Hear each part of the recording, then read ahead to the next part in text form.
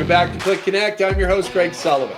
We've got another great show, a new industry leader on the show joining us today, Mr. Adam Schroder, and we're going to be talking about chasing the future of hospitality development. But before we do that, I would like to thank our production partners, Red Roof Franchising and Chicago Title National Commercial Services, California. They've got a new hospitality practice, and you know right now it is critical to get your deals closed on time. So give them a call. Let them know that producer Danny and I sent you. They'd love to hear from you. And also call our friends over at Red Roof. Hey, you know, they've got multiple brands. They're a great alternative. Give them a call. You got a boutique hotel, they've got a soft brand. You've got an extended stay property, they've got that. You've got economy select service, they can certainly help you with that as well. So remember to tell our friends at Red Roof that, again, producer Danny and I sent you. And with that, I would like to welcome first-time guest, Mr. Adam Schroder, Chief Technology Innovation Officer and Head of Global Guest Experience for Innovative Hotels. Adam, welcome to the show. How are you? I'm doing great, Greg. Thank you for having me. Thank you. We met on LinkedIn and we found we had some commonality, and I wanted to get you on the show. So thank you very much for joining us. Yeah, I'm really excited to be here, and I'm really excited to talk about our topics for today. Absolutely. Do me a favor, Adam, and tell the audience about yourself and your company, please. Yep. So I've spent about 25 years in hospitality, especially on the development side of hospitality, usually ground up developments, but sometimes remodels. And my role has primarily been to coordinate the technology from the conception phase all the way through opening. And I've had the opportunity to do that for some really iconic brands. And because of that, I've had the opportunity to really be on the brim or the forefront of hospitality innovation. And so I am with a brand now called Innovasis Hotels. And our brand actually is a brand that is embracing innovation. So when you come to our hotels and resorts, you'll find something different every single time. I'm loving that. You know, and I'm guessing as part of the credo with your hotels and resorts is that you celebrate the community that they're in, besides being at the forefront of technology. Is that right? That's really important. Yeah, that's very important to the culture of our. We feel like hospitality is in the beginnings of a very big shift of how we're to service our guests. And we think that creating local ties with the local community when we develop our properties is very important, because long-term, the impacts to the local environment and the local people need to be really upfront in the hospitality development cycle now. Absolutely. I mean, not only is it going to be the talent pool which you will draw from to have your associates on site, but again, if you're doing food and beverage at a resort, a lot of it's going to be locally sourced. So that all has to be part of it, and you embrace the community. I love it. So we're chasing hotel development. Where have we been? Because some of that is really kind of outdated at this point. So if you could speak to that a little bit, please. Yeah, so I spent, the better part of my career building hotel projects and being involved in hospitality developments. And I've, found that our development cycles and the people in those are very predictable. I guess in some cases, we might call that legacy. In that, I remember when I first started in the industry, I was the first to bring in what we were calling high-speed internet access systems to a property in the Midwest. And back in those days, we were still plugging into the side of the phones. And I remember the owners had all the investors, and we were doing a big walkthrough, and everybody was questioning the need for this Cat 5 cable. Yet the funny thing is, when I explained it was for high-speed internet access, they all said, "Oh no, we don't need that. We already have internet." And I found that the industry actually fought me for, better part of 5-6 years on just the entry of high-speed internet access into our development cycles. So we're coming from a place of a lot of resistance. And one of the mottos I see is, if it's not broke, don't fix it in hospitality. We're very much folks that want to give you the same experience every time. And I think that's kind of changing in the new customer set.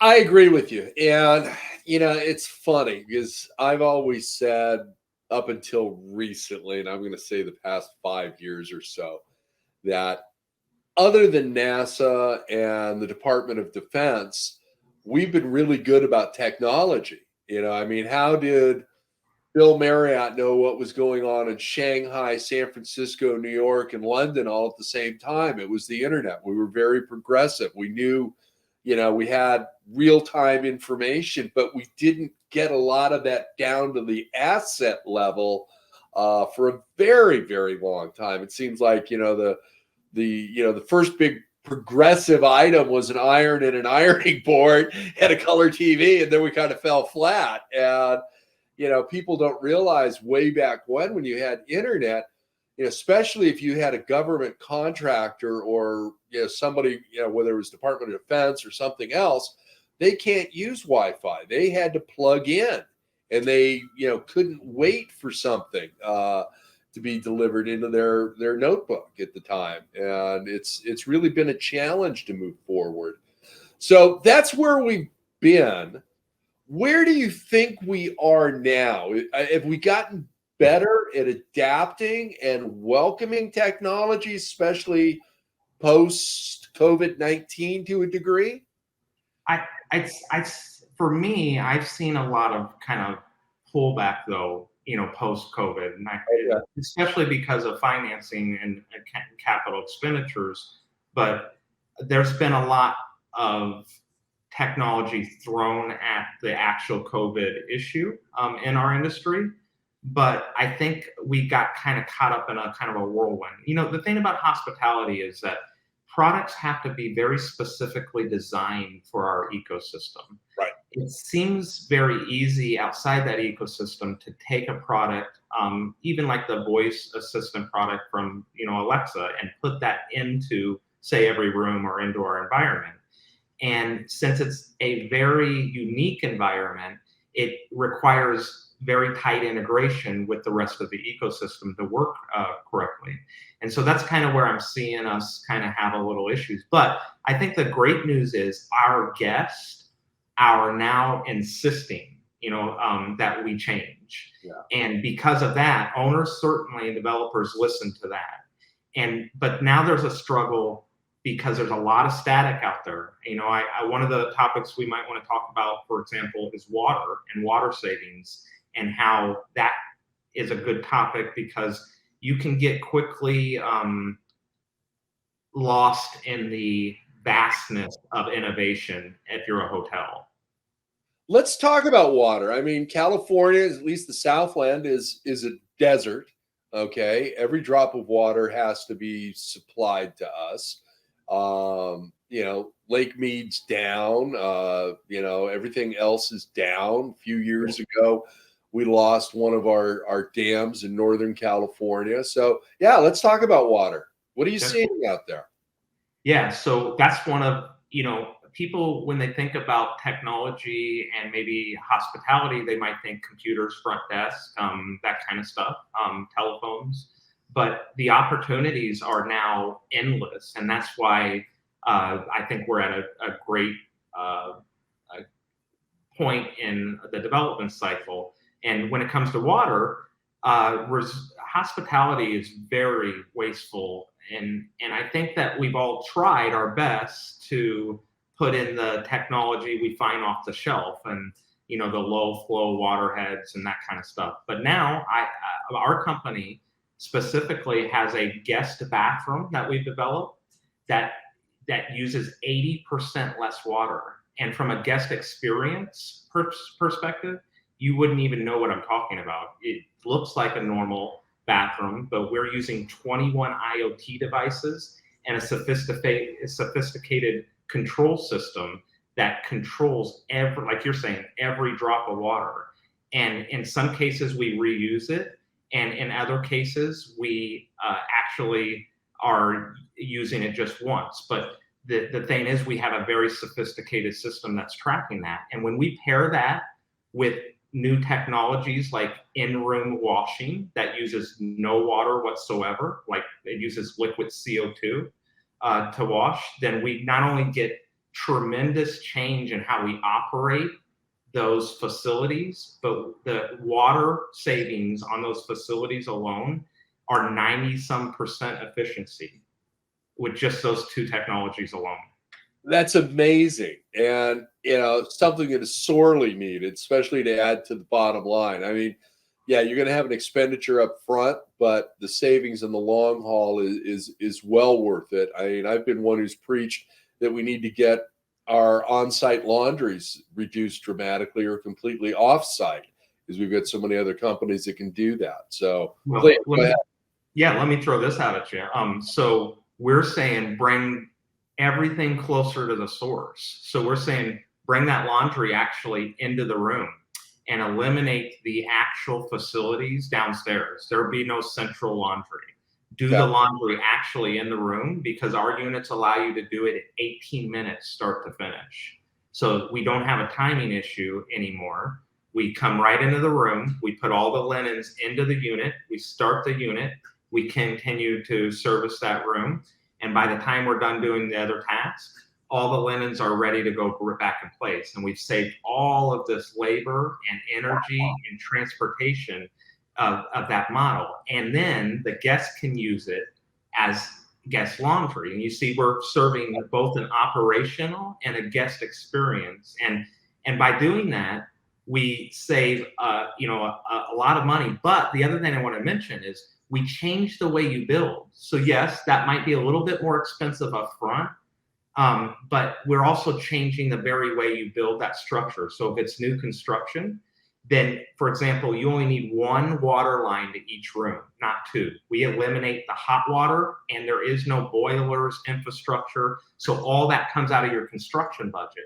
So the offset between the savings of the utilities and the investment and the capital needed is actually a net savings if you're a new build. That's amazing. And that is such a good idea. And I'll just throw out two examples: resort and an extended stay hotel. Me being the road warrior, if I can go home and all of my laundry is done and in my bag, I don't have to do it at the house. I'm good. I just put it away. Now I'm traveling with my son and his family. I've got a 6-year-old grandson. Okay, we know that 6-year-olds are dirt magnets. So everything's clean and ready to go by the time you're ready to check out of the hotel. The resort. I'm loving that idea. And I love the cost savings with one water line versus two, and being able to, clean the room, have the sheets done and ready to go. Laundry's done in 18 minutes. I think that's brilliant. And then the next thing, Craig, we're doing is we're pairing that with other innovations like robotics. So nice. Now that room can be serviced robotically and autonomously. The robot can actually open the door, for example. It has control of the door. But in the same way, I always pair our technology with guest experience. And one thing I realized is if we know it's you, we ought to open the door for you. Well, now our rooms do that from a guest perspective. If we know it's you and you're walking in and checking in, we just open the door. Wow. And yet that same technology is what we're using to make some of the rooms what we call robot ready. There you go. And if you're using a robot for delivery of food and beverage and all of that, I'm sure it can send a signal and ping my phone and I can go, oh, okay, they're here. Yep. Or think about it. I mean, we've done that already. Or think about the new technology, where remember that we talked about COVID real quickly. We have robots that will use a UVC light that needs, but you need to be out of the room and it needs to be the right amount of time. Yeah. So our robots, those actually don't have to have a housekeeping person at all. Once the room has been cleaned and the status has changed in the property management system, the robot is notified. It can open service doors, get on the elevator, go to the room, open the door, go into the room, disinfect it for COVID, and then come out all on its own without anyone ever touching anything. I'm loving that. And how long does that process take? It depends on the surfaces and each room, but it can take, to do it properly, 5 to 8 minutes. Okay. And that's why when you compare it to like these wands and stuff you're seeing, it's kind of more of it's all about the process of how we kind of do some of this stuff. And so it's hard for us to have our housekeepers spend more time, our room attendants spend more time in the rooms as it is already. So we're needing to start to go to autonomy, but the rooms aren't what I call robot ready. And that leads to maybe the last stop for you is that we're going to get much, much more intelligent inside those rooms too. So that's something our industry is really going to have to grapple with. I kind of call it like the creepy side of technology. I'll give you a good example. You have an Alexa in your room. It's listening, and potentially other people could be listening if it wasn't secure. The panels that we buy for the rooms, sometimes it's almost impossible not to find them with cameras in them. Meaning at some point, we're going to have to embrace some of this artificial intelligent technology so we can start to do more in those rooms. But it's going to be a line that we're going to have to manage as an industry. Very fine line. I mean, you had the St. Andrews case a number of years ago, and that's going to be a tough sell, not only in the industry but to the traveling public. But we're now getting used to checking in on our phone, where before we had that option, most people weren't taking advantage of it. They just wanted to go right to the front desk. So messaging and everything, I think that's coming. Yeah, we already have the crossover happening with the Airbnb segment that's come into our industry. So, for example, let's say this is a Airbnb and it already has, say, traditional cameras, IoT cameras. We've already started to have to deal with some of these realities because we can't be an industry that says we just won't allow some of this technology because of that line. We have to be an industry that gets in there and manages that line. Like a lot of other industries have to, like social media. That's kind of can get a little bit hairy on managing the line there. Same with us. We have to have the functionality of today's technologies, but protect that technology too, because there's a lot of personal information happening at that point. Oh, absolutely. I mean, there's a ton of personal information in the rewards programs with all the brands as well. And that, we're doing a much better job of managing that now than what we were 5 years ago. How are your associates dealing with these innovations and changes to their day-to-day procedures? I mean, granted, you're probably still in a testing segment with some of these items, but others you've already got them established in your hotels. How's that been going? It's an interesting. There's a lot of headwind. People like tradition in our industry, and so when I veer from tradition with the new innovation, there's a tendency to kind of just want to go back to what's comfortable. The 64 room property that we kind of all know and love under different flags, and so there's some embracing of it. But what I find is because there's so much piecemeal when I'm talking about water and then I'm talking about robots, and the operations are finding it very hard to triangulate this all into something that makes sense for them. So what I'm finding, if the technology is more pitched or the innovation is more pitched in an ecosystem, we like to call them future rooms at our conferences. But if you're able to take a lot of that technology and showcase it kind of real time, it takes the windiness out of the, 100 different technologies that are in there. And I start to see a much more eager acceptance. So that's why we try to pull the brand together of Innovasis to give people, and we would like to brand either individual rooms in a hotel all the way up to our own resorts. So we kind of had a different, but the brand would mean something from an innovation perspective. And when we package it like that, I think the operators can see the value. But I think our real challenge is to have all these one-off vendors coming in trying to pitch their solutions, and then there's no cohesion, and then the basic reaction in our industry is to back off and not try it then. I agree with you. And yeah, you'd mentioned something earlier on. This is integrated into your property management system. And that's half the battle. It really is. And if you can get that aligned and your department heads, your AGM, your GM knows exactly what's going on, your engineer knows, okay, we've got a water problem or we've got a, television out or whatever it may be. It's time savings, and you're able to turn those rooms quicker. And I love the idea of all this technology going into the room, whether it's the water system or something else. And how do we get there? How do we have that conversation with the Marriotts, Hiltons, IHGs of the world and go, hey, there's a better way to do this? That's one of the challenges that I've really had, and I think that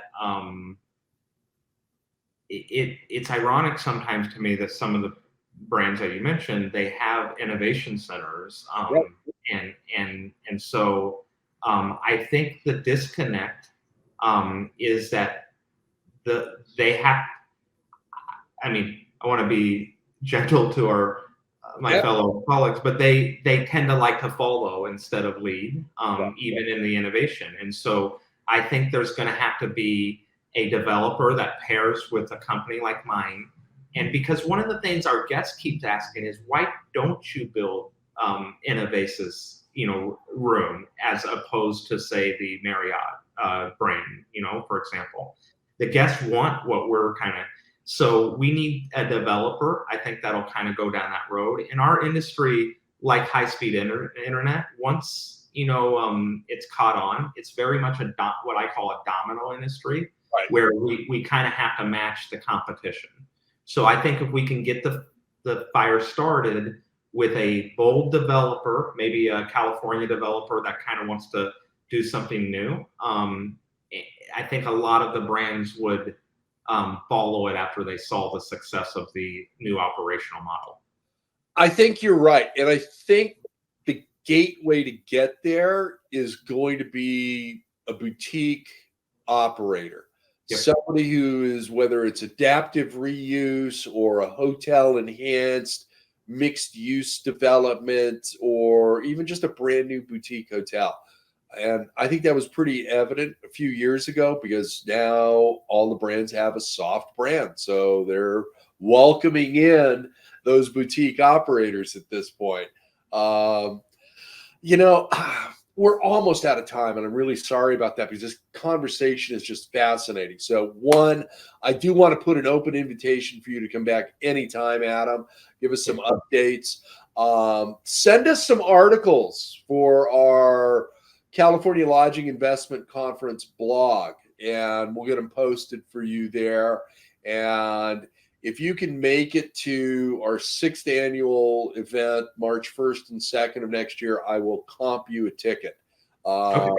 Thank you. I think we've got to do an innovation panel, but I've already got the agenda set for next year. But the year after may be a good time to have you on an innovation panel. I'm really liking this, and it, we could pull in a couple of, we've got general contractors that are exhibitors at our conference, and we could put a brand person on there as well and have a really nice in-depth conversation about innovation. So Okay. yeah, think about that. Time for a shameless plug, my friend. How can people get a hold of you? How can people find out more about your company? Yep, definitely. They can, the best place to find me is on LinkedIn. And because my whole profile is there, whether you want to find out more information about Innovasis hotels or my actual consulting company, Hospitality Future Labs. And if you just search for Adam Schroder on LinkedIn, I'll definitely come up. I'm kind of, I pop up pretty easily on there. And we do have a white paper available for our brand. And one of the things I'll just mention, like you said, that brand we envision being able to be implemented on one room in a hotel, one floor, hotel, resort. So it's very flexible and I think adaptable to kind of that change that we're looking for. Nice. I love it. Be creative, my friend. Be creative. Thank you very, very much for joining us today, Adam. And again, you've got an open invitation to come back on the show anytime you'd like. So thank you. Thank you very much, Craig. Take care.